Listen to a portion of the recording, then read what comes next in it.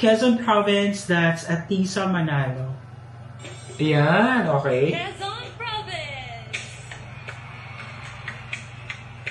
And the hiyawan of the audience. Whispers of Minty green, ah. Step into a realm of botanical wonder of Quezon Province costume.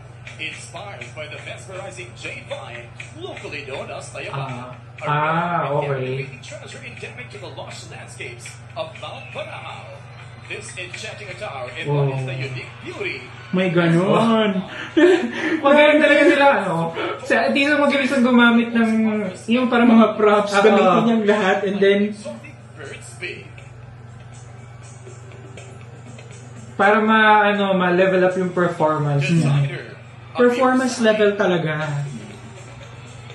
And ang ganda nung, alam mo yun kasi kung makikita mo, yung kinuha niyang parang, ano bang tawag dyan? Yung parang banner something. Nung lumabas siya, part siya nung mismong sa likod, and then hinugot niya lang na ganyan. May pa-reveal pala.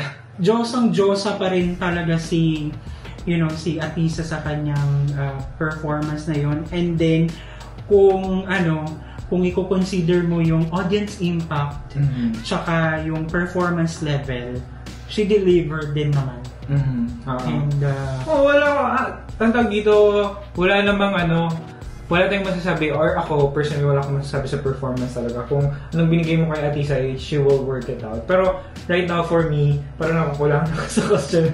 Watching from the other girls, when it comes to content-wise, concept, details, ganyan.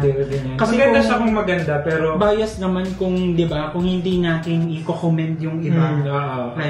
So far, for me, may maraming lumamang sa kanya this time.